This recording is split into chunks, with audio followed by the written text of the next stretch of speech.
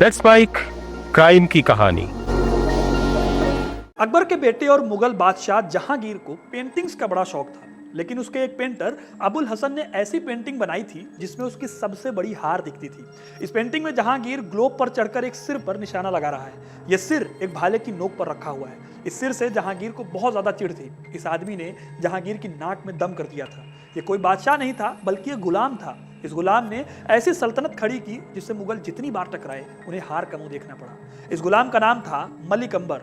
वो मलिक अंबर जिसने जीते जी अहमदनगर को मुगलों के हाथों में नहीं जाने दिया। आज के इस वीडियो में मैं मलिक अंबर की पूरी कहानी सुनाऊंगा। आखिर कौन था मलिक अंबर, कैसे वो इतना बड़ा साम्राज्य खड़ा करने में कामयाब रहा और उसका छत्रपति शिवाजी के पिता और दादाजी से क्या रिश्ता था, ये सब जानेंगे इस वीडियो में। तो वीडियो को एंड तक जरूर देखिएगा, क्योंकि अपना इतिहास नहीं जानोगे तो खुद को कैसे पहचानोगे। साल 1548 में मलिक अंबर पैदा हुआ था। भारत में नहीं, अबिसिनिया यानी इथियोपिया में। परिवार के पास उसे पालने को पैसे थे नहीं, इसलिए उन्होंने अपने बेटे को बेच दिया। तब अंबर का नाम चापू था। इस तरह बचपन में ही वो गुलाम बन गया। फिर व्यापारी छोटे चापू को लेकर बगदाद गए, जहां पर कासिम अल बगदादी नाम के एक आदमी ने उसे खरीद लिया। बगदादी ने चापू को मुसलमान बनाया, उसे कारोबारी और लड़ाके की ट्रेनिंग दी, साथ ही नया नाम भी दिया, अंबर। अंबर बेहद तेज दिमाग का था। उसने ये सब जल्दी जल्दी सीख लिया और जल्दी ही पूरे बगदाद में वो फेमस हो गया। ज्यादा मुनाफा कमाने के चक्कर में उसके मालिक ने उसे दूसरे व्यापारी को बेच दिया।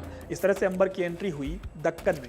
यहाँ अहमदनगर के निजाम का एक मंत्री था, चंगेज खान। 12वीं सदी या 13वीं सदी का चंगेज खान नहीं, बल्कि ये चंगेज खान अहमदनगर में हुआ करता था और इसके पास गुलामों की फौज थी। अंबर की तारीफ सुनकर उसने मलिक को खरीद लिया। कभी चंगेज खान भी मलिक की तरह ही गुलाम हुआ करता था। दक्कन में गुलामों की काफी इज्जत होती थी। वो आजादी पा सकते थे और उनकी आने वाली पीढ़ी गुलाम बने, ऐसा जरूरी नहीं था। अंबर भी चंगेज खान की फौज में भर्ती हुआ। उसकी मेहनत और लगन को देखते हुए जल्दी ही चंगेज खान ने उसे अपना खास बना लिया। यहीं से अंबर ने एडमिनिस्ट्रेशन और युद्ध की बारीकियां भी सीख ली। साल 1576 में जब उसके मालिक चंगेज खान की मौत हुई तो अंबर आजाद हो गया। आजादी पाने के बाद उसने बीजापुर में काम किया, जहां पर उसे उपाधि मिली मलिक। इस तरह से उसका नाम हो गया मलिक अंबर। जिस दौर में मलिक अंबर को उपाधि मिली थी, उस टाइम पर दक्कन के क्षेत्र में मुगल बादशाह अकबर अपना कब्जा करना चाहता था। यहाँ अहमदनगर, गोलकुंडा, बीजापुर और मुगल आपस में लड़ते रहते थे। अंबर ने भी इस लड़ाई में एंट्री ली और अपनी 200 गुलामों की छोटी लेकिन बेहद मजबूत टुकड़ी इकट्ठा कर ली। इथियोपिया के गुलाम लड़ाकों की बहुत इज्जत होती थी उस जमाने में।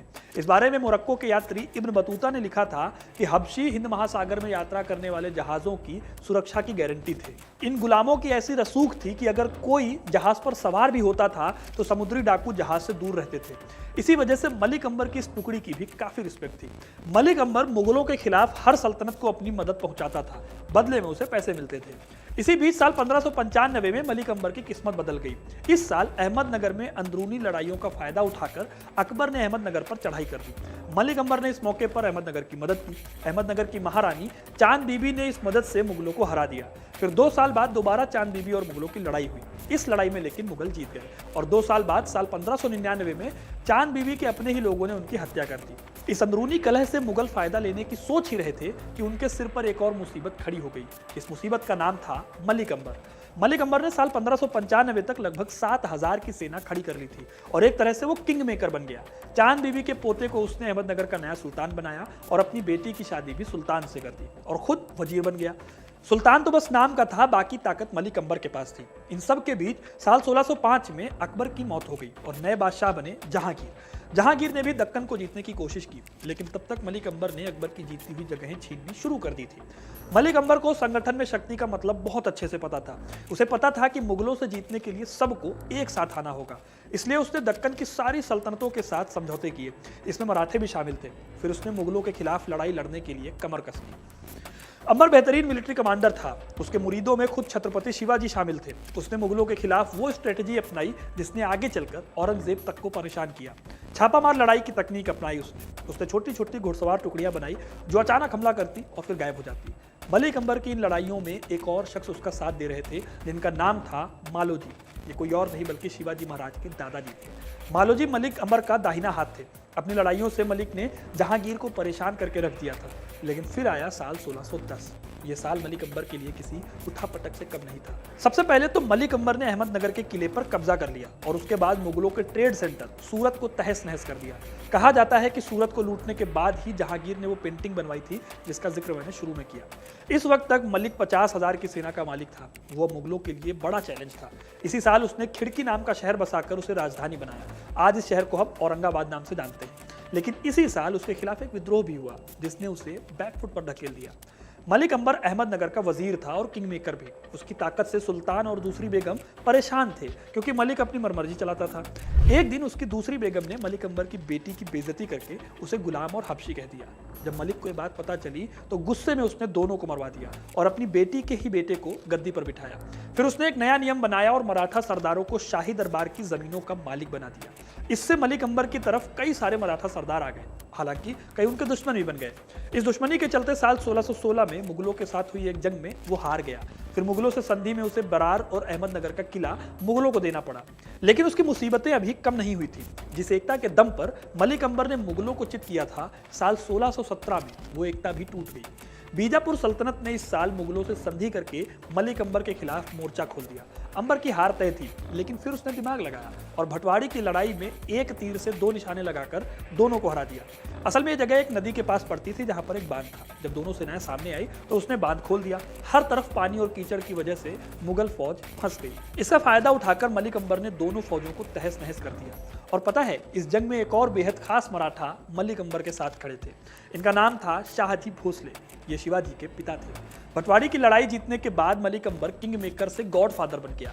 दक्कन की हर सल्तनत उसकी इज्जत करती थी। इस जीत ने ही मराठों को भी अपने पैरों पर खड़ा होने में मदद की। फिर आगे चलकर उसने सोलापुर को भी जीत लिया। साल 1626 में 78 साल की उम्र में उसकी मौत हो गई। जहांगीर, जो कि मलिक से लाख नफरत करता था, उसने उसके मरने पर उसकी तारीफ में लिखवाया कि इतिहास में अबिसीनिया के किसी गुलाम ने वो कद हासिल नहीं किया जैसा मलिक अंबर ने किया था। शिवाजी ने भी अपने भव्य महाकाव्य शिव भारत में मलिक अंबर का उल्लेख किया। उन्हें सूर्य के समान बहादुर बताया। तो दोस्तों, ये थी कहानी मलिक अंबर की, जिसने अहमदनगर और दक्कन पर राज किया था। आप सुन रहे थे let's mind more than radio.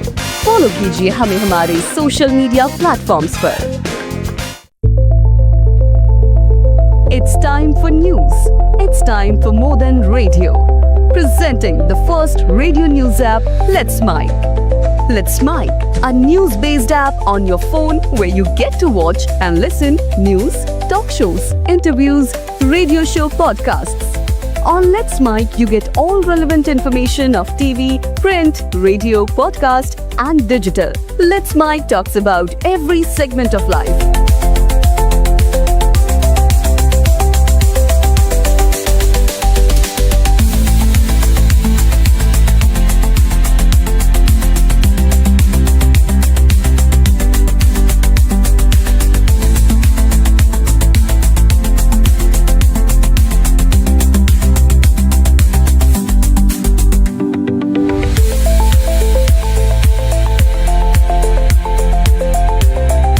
Download the app now from Play Store. Available both on Android and iOS mobile phones.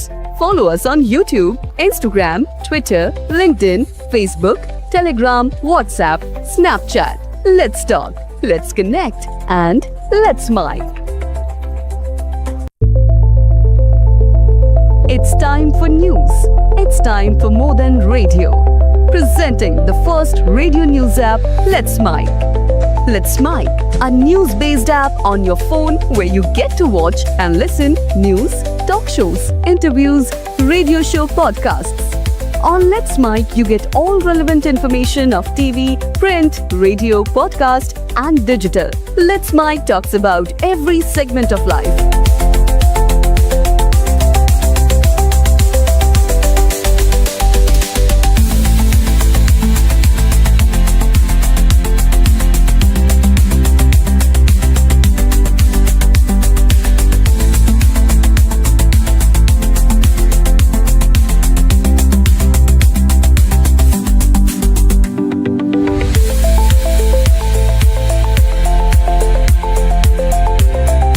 Download now from Play Store. Available both on Android and iOS mobile phones. Follow us on YouTube, Instagram, Twitter, LinkedIn, Facebook, Telegram, WhatsApp, Snapchat. Let's talk, let's connect, and let's mic. It's time for news. It's time for more.